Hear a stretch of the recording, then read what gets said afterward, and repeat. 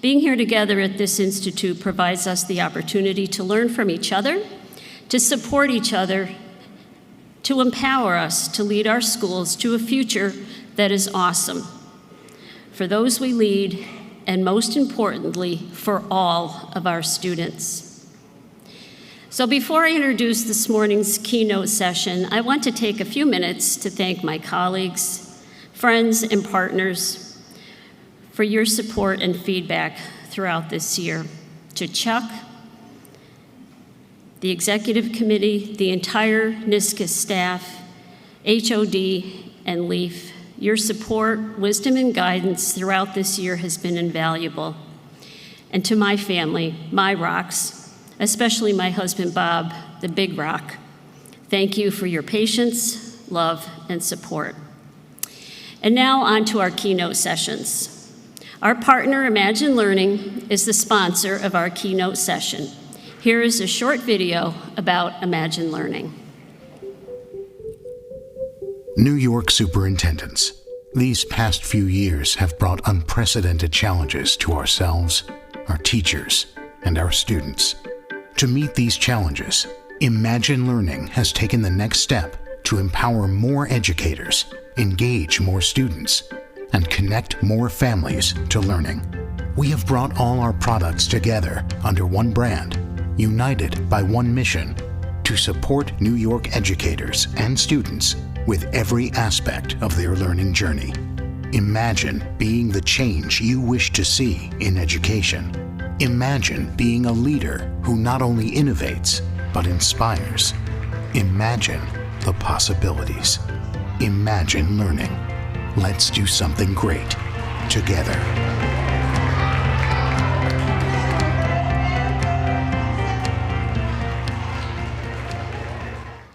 Please visit Imagine Learning in the Marketplace of Ideas, Exhibit Booth 23, to thank them for their partnership. A few years ago, the Council's Conference Committee combined this idea of learning with the traditional Ignite session. That format where a speaker presents multiple fast-paced and thought-provoking educational ideas and conclusions in short segments, and created what we now have, the Council's Ignite sessions. Each speaker will have only 10 minutes to frame their idea and draw conclusions. Their slides are timed and will automatically advance. This is no small feat. Today we will hear from 3 speakers appearing in alphabetical order. Dr. Peter Horn, Fellow for Democratic and Civic Engagement at the University of Pennsylvania, on how to engage students as citizens, followed by Joe Kardash, Superintendent of the Rensselaer City School District, on social, media, and mental health. And then Lisa Kruger, Assistant Superintendent of Curriculum, Instruction, and Pupil Services for the Orchard Park Central School District, will conclude with avoiding the potholes, speed bumps, and traffic jams on the road to awesome. It is my pleasure to introduce Dr. Peter Horn for the first Ignite session titled, How to Engage Students as Citizens. Please help me in welcoming my friend and colleague, Dr. Peter Horn, to the stage.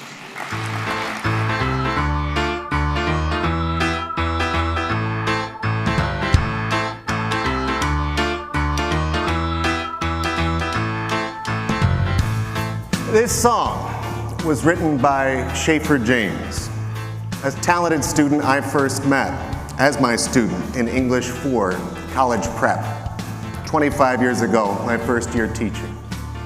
After learning about his passion for music and theater, I made sure to attend the school shows that he was doing. Today, he has fans around the world with 2 million streams and downloads per month. I can't claim any credit for his success. He's worked his butt off for years. But I do claim that school plays an important role in whether or not young people come to believe that they have the power to change their community and the world, which is why I'm honored to be joining you here this morning on the road to awesome, speaking about how to engage students as citizens. We have all seen in recent years that the small d democratic features of our republic are much more fragile than we may have grown up believing. Now, you may think that I took the Ignite label a little bit too literally, but this is a reminder of the stakes that you all know too well. Yes, some people do want to ban and burn books, usually somehow in the name of freedom, but many more people get rich or get elected or both, fanning flames of anger and fear. Thank you for the good work that you do, especially in these strange times. I'm not a superintendent, but I do get to work with some great ones. To me, the solution lies in the quality of relationship between citizens, between neighbors, between family members, and with respect to what we as educators can influence most directly, between teachers and students. As a classroom teacher for 18 years, I saw that students tended to learn more the more I learned to understand them as individuals with interests and whole lives outside of my classroom. My subsequent research bears that out. Students don't need our help learning to be consumers, but they do need our help learning compassion and empathy and respect for others with different perspectives. Chances are good they won't learn from cable news or YouTube how to respect others' views or marshal evidence to make an argument. One focus of my work as an educator, teacher, and now consultant is to teach these skills and dispositions. With the right support, young people can learn to listen and make arguments in good faith.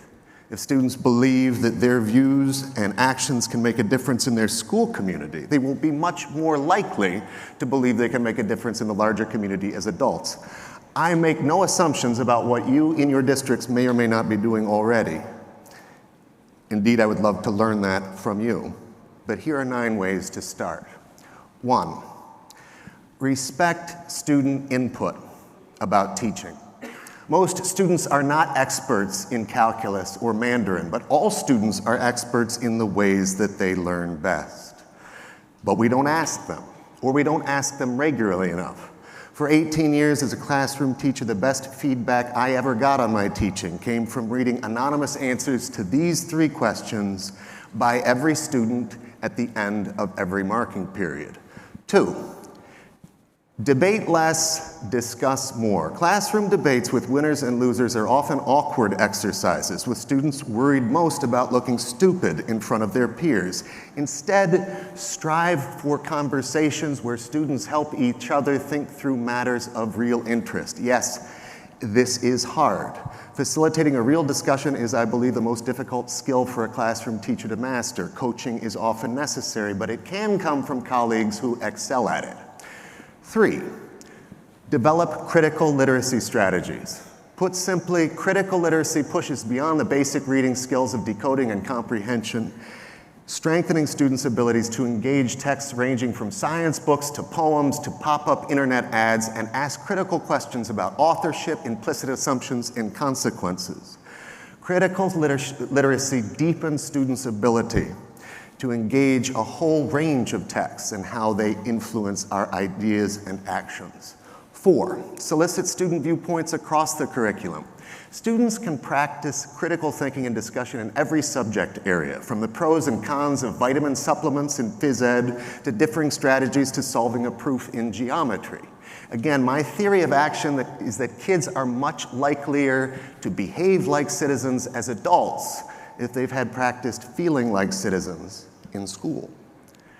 5, let students co-create learning experiences. Many teachers offer engaging assignments, but comparatively few seek out students' input in helping to design assignments, labs, and essential questions that would really fire them up. We adults tend to do school the way it was done to us. But as we strive to connect with kids who have ready access to parts of the world we didn't even know existed growing up, it's time to change the game. 6, invite students to serve on school committees. You probably have a committee right now where student voice would valuably inform the conversation, whether it's student stress or academic integrity or revising the district mission statement. This image comes from a focus group I ran last month with Martha Group and Vernon Verona Sherrill, where we were meeting with middle schoolers to get their feedback on language for a draft of a survey for which they had previously contributed ideas for questions. 7, provide opportunities for students to practice civil discourse. Beginning after the invasion of Afghanistan in 2001, I co-moderated an after-school discussion forum open to all members of the high school community. We practiced respectful conversations about hard topics, from textbook censorship to same-sex marriage to the killing of Trayvon Martin. As the Penn Fellow for Democratic and Civic Engagement this year, I'm studying opportunities in and around Buffalo for students to participate in civil discourse, so I'm going to spend a few more fast-paced slides on this one. NYU social psychologist Jonathan Haidt likes to quip that when it comes to making arguments, we all think we're acting like scientists, objectively evaluating data and analytically drawing conclusion, when in fact, we are much more like defense lawyers, ardently defending a position that we already believe. Because we are so fallible when it comes to our own beliefs, we need each other to help us, to challenge us to think better and deeper. This is, of course, the point of the Socratic method, or the adversarial system in our courts of law. Argument gets challenged by counter-argument in an effort to seek the truth. To do this well, respect and trust are critical. It's not about proving your opponent wrong. It's about getting to the truth. We don't need to start with the most controversial, politically fraught topics. Indeed, you can't go deep until respect and trust have been established in a group. But how about an earnest conversation with kids and colleagues about the ways that AI should or should not affect the ways that we teach writing? Is it like calculators once were for math, or Google Translate for world languages? How or how not? Back to the list. Number 8. Make public art. Many schools honor student expression through formal outlets like literary magazines or school concerts or district art shows, but also important are informal, student-organized coffee houses or art-infused interdisciplinary projects that let students share their ideas about the world. As you know well, there are many kids who will not feel comfortable raising their hand in class or putting what they really think into writing, but every kid has something to say. One of my favorite examples comes from 2011 when I was teaching Ralph Ellison's Invisible Man to a group of seniors who wanted to explore the ways that they feel invisible in their own school as a result of depression or poor grades or LGBTQ identity. So they chose various locations around the building and volunteered to have classmates literally paint them into the background. This is a still from the YouTube video. 9, let students lead, especially given our increasingly digital world. Students have a great stake in relevant preparation when it comes to technology and innovative thinking. In the alternative school I used to lead, way back in 2013, we selected a group of students to pilot our district's first one-to-one laptop initiative. Students met our expectation that they set and solved problems and gradually leaned into their leadership potential. Here's the list again. The slide deck will be included in your conference materials, and I would love to talk with you further about any of the ideas that I suggested today. My podcast for a general audience is called Point of Learning. My next guest will be Jonathan Kozol in the episode that drops later this month. It's available on this website, among any other platforms. I am Peter Horn, and I am honored to be addressing you today. I hope to see you again soon on the road to awesome.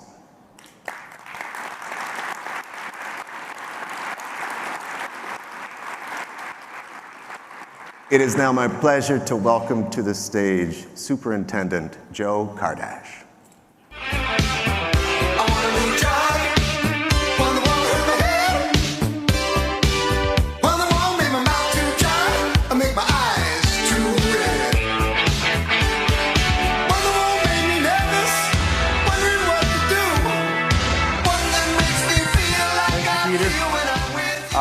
Tough act to follow there. I do want to say I had a lot of friends promise to chide me and heckle me for this, so don't let me down, guys, all right? 40 years ago, 1983, Huey Lewis asked for a new drug, one that makes me feel like I feel when I'm with you, without the normal side effects. Turns out dopamine has the same effects on the brain as heroin, meth, and alcohol. I think we need to crown Huey Lewis as the prophet of social media. Oops. So, please understand, my background is in technology before education, although that's a long time ago now. I'm a huge proponent of using technology in everyday life and in the classroom. I get excited with the idea of sharing our ideas more broadly with a big audience, faster through cycles, so that we can spur innovation and absolutely support creativity. So much so, when I sit at a meeting like this, I keep my phone available to me on my desk or on my table or on my lap so that I can take a picture of the speaker or their slides if it's something good. Let me ask you, who here has your phone available, whether you're using it or not, on your table, on your lap? Hold it up. Right. That would have been embarrassing if nobody did. So here we are. We're educators. We're using our technology in the right way. Of course, we are modeling exactly what we're looking for in our classrooms, right? I will reluctantly admit that our school district has fallen to this year, but it's not because that's the long-term strategy. It's a short-term solution. We need to break a very difficult cycle of addiction with our students. We're in a strange place post-COVID. Our students are using their technology in ways that they never did before. We need to break that so that we can move on with education and we can get back to teaching them the appropriate ways to use it. In the last few years, we have purposely been put in silos. We have had to replace our shared experiences with virtual experiences. Rather than spending time together, we've been spending time through technology and communicating. This creates a situation where we're more reliant on it than before, and an unhealthy situation where we don't have the ability to create or foster relationships and trust that we used to. I don't know how many of you might have seen the movie Social Dilemma. Netflix put it out in 2020. This movie depicts and exaggerates a little bit how social media companies create their product to be sticky so that they can get more ad revenue, but also to be addictive. That addiction can affect our kids even more. And I have a little video that I want to show you.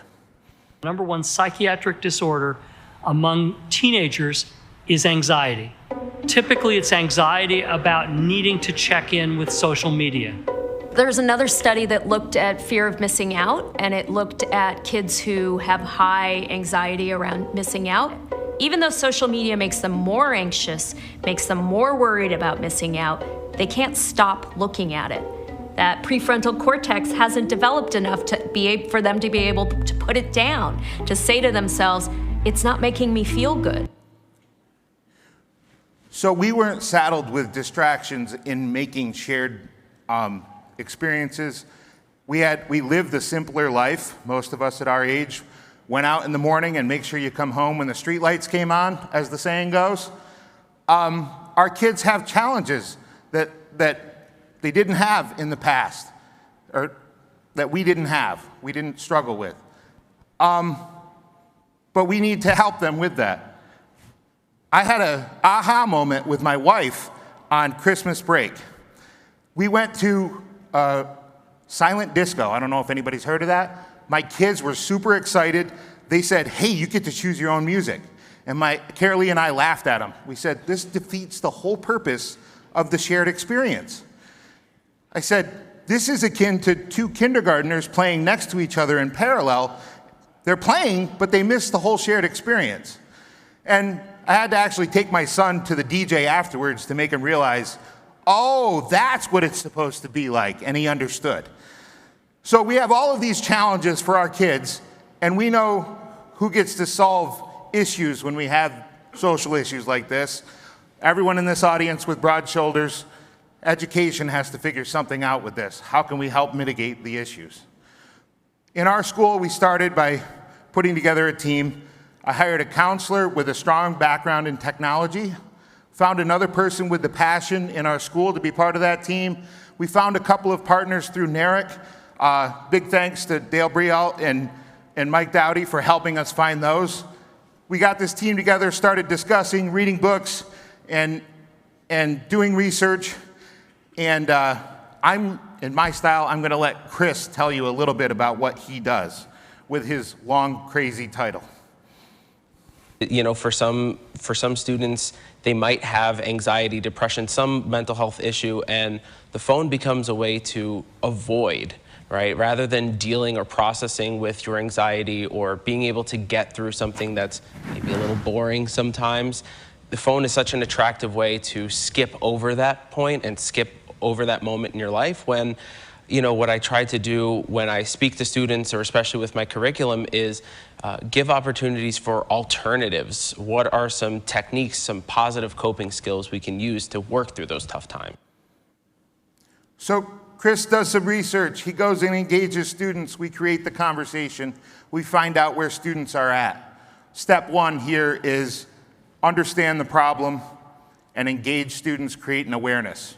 So now we know there's a problem, we know there's an awareness. Our students can communicate that they know that they get certain feelings by use of social media.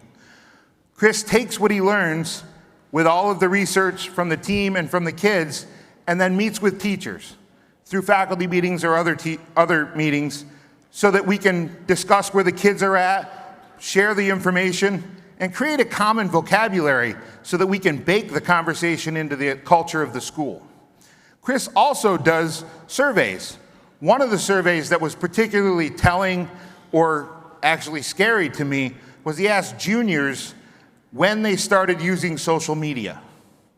I think everyone in the room knows that the legal age for social media is 13. Some of you may also be aware that there is a proposal on the Senate floor to raise it to 16.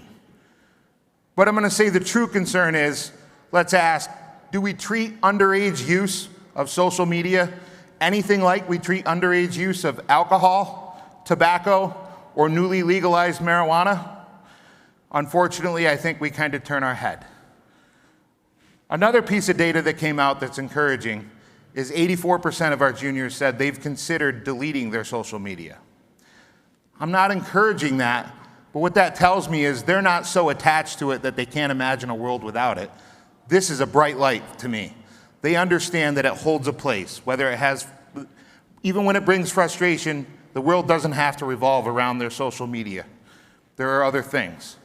So now that we've created an awareness and we're baking the conversation into the culture, the next thing is student leadership. The best place to tap into student leadership on this particular topic is esports.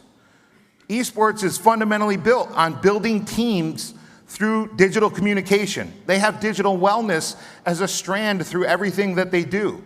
These are some students we can give a true voice and purpose to. We can have them become student leaders with their peers. And then once we address that with their peers, the next plan is, and we're not there, this is our next plan, we're going to aim at the younger students, because you saw how young people start using social media. We have an awareness. The next thing to do is prevention. We have to get to the prevention stage and hopefully start the conversation before the problem takes hold. Then there's the big problem that I don't know how to solve. I use a metaphor in my school very regularly. I say my parents taught me how to drive. I taught my kids how to drive. My kids will teach their kids how to drive. We have generational knowledge passed down. Social media does not benefit from generational knowledge passed down. Everyone in this room has felt how parents misuse and abuse social media because they were never taught how to use it. This is something we struggle with because those are the role models of our students when they're not in school. So no matter how much we teach them, they can watch it misused and abused. So what we need now is more people that want to be part of this conversation that can help us solve that mysterious problem that I don't know how to get to, because there are a few truths that we're going to have to accept as we're moving forward with this. Phones aren't going to go away. Social media isn't going to go away. And our student resilience is not going to improve in order to mitigate some of their anxiety unless we help change how these things are negatively impacting them. Thank you for listening to me ramble for 10 minutes. I appreciate your attention. It is now my pleasure It's my pleasure to invite up Lisa Kruger.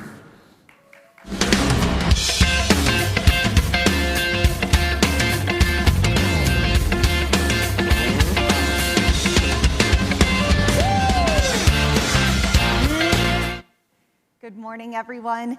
It is my absolute honor to be here this morning. I would like to start by thanking Chuck and the entire NSCIS leadership team for inviting me to be on this stage before all of you. It is truly an honor, and thank you for being here.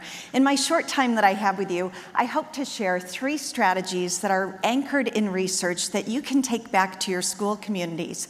No matter what your goals are, whether you have social emotional learning goals for your students and community, culturally responsive practices as goals, or goals that are anchored in academic achievement, these are 3 strategies that you can take back and apply and hopefully make your road to awesome a smoother one. The first is when I got in my car on my road here from Orchard Park to Albany, the very first thing that I did was I put the address in my GPS. So the first strategy is make sure the GPS is on. And I didn't put in a general address of Albany, New York.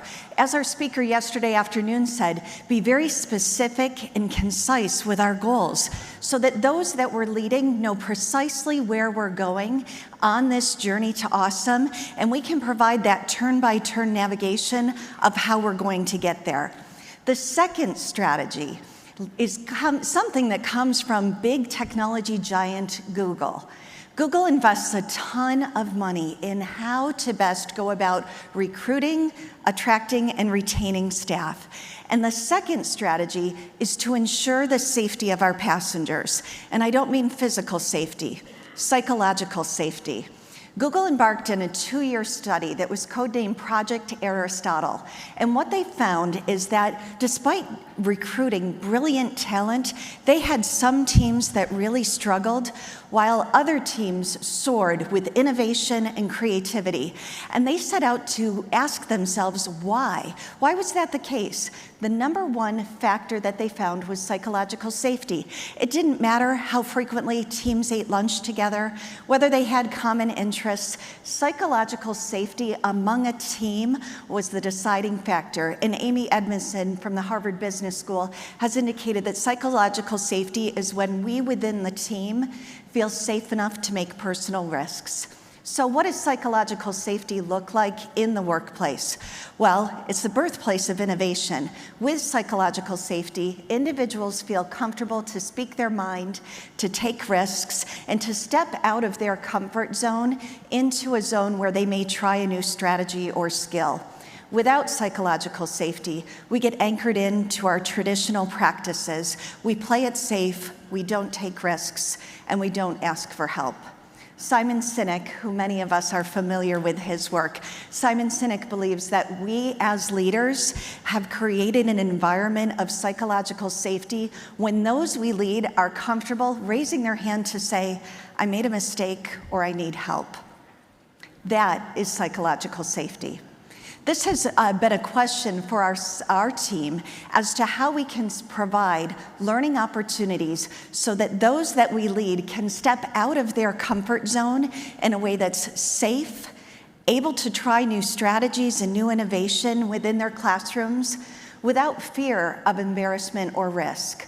So with that, I want us to pause and take a moment to reflect in this rearview mirror as to in what ways are we creating psychologically safe environments for those that we lead, whether it's students in a classroom, if we're employing strategies where students are being cold called and classrooms are places of embarrassment, we're actually undermining psychological safety.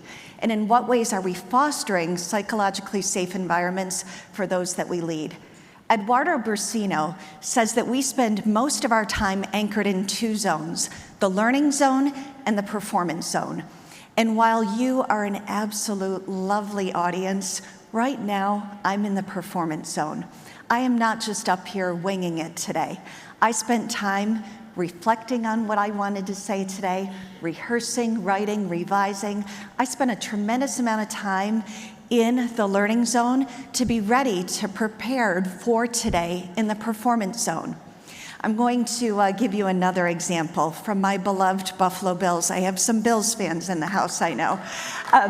And my family, we are huge Buffalo Bills fans. We have season tickets and we love our Bills.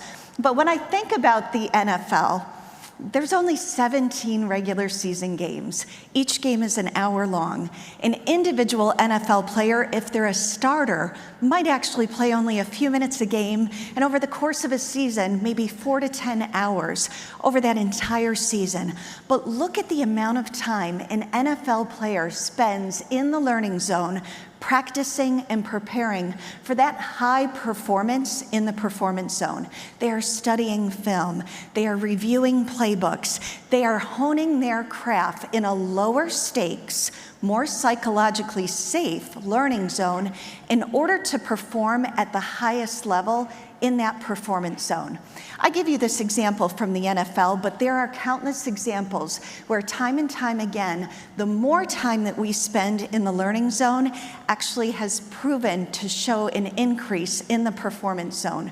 We can take countless examples of this from general medicine, nursing, sales. The visual and performing arts has shown time and time again that as we lean into low-risk learning opportunities, our performance increases. And most relevant for us, this applies to both teaching and leadership. So with that, I ask you to pause and look at how much time are we authentically spending in the learning zone, in those low-stakes learning opportunities where we can take chances and take risks in order to see that increase in the performance zone. How much time are we providing for our teachers in the learning zone? We have only 180 days with our students, and generally only a couple superintendent's conference days a year. So how can we create more time and more opportunities for our teachers, our staff, our administrative team to spend that time in the learning zone? This question has really prompted our admin team to completely look at professional learning differently. And I'll give you one example, our new teacher orientation. New teacher orientation used to be a few days where our teachers would come, and it was heavily led by our administrative team. And our new teachers, all eager-eyed, would come and sit and compliantly listen for 3 days. I'm not sure how much learning actually took place for our new teachers. Now we have completely overhauled our new teacher orientation. Our instructional coaches and teacher leaders are learning side by side with our teachers as they employ new instructional strategies. They fumble with new technologies and ways to integrate that technology. And they make mistakes during new teacher orientation. But we send the clear message from day one that we are a community of learners and that we will make mistakes, reflect, and grow together. So we have strategically minimized those sit and get professional development opportunities, which are not effective, and instead strategically employed opportunities where we have low stakes, authentic learning among colleagues. We've leaned into non-evaluative instructional coaching, and non-evaluative is key to that. We've also employed strategies to allow our classrooms to be what we call classroom lab sites, where we have staff development opportunities in classrooms with students present so that we can immediately try a strategy or a new skill and then pause to reflect and debrief on that learning opportunity. And what we didn't realize when we embarked on this journey was the social emotional benefits that would come to our teachers. We are in an era for the past 3 years where education has been really tough. We are seeing people quietly quit the profession. But when we take opportunities to employ strategies such as this, our teachers are no longer going it alone. They have thought partners, they have individuals that they can lean on to make this journey an easier journey. So with that, my friends, on your journey back to your school communities, I encourage you to make sure the GPS is on, you've ensured the safety of your passengers, and you create those learning opportunities in low-stakes environment for maximum performance and potential. Thank you so very much for having me.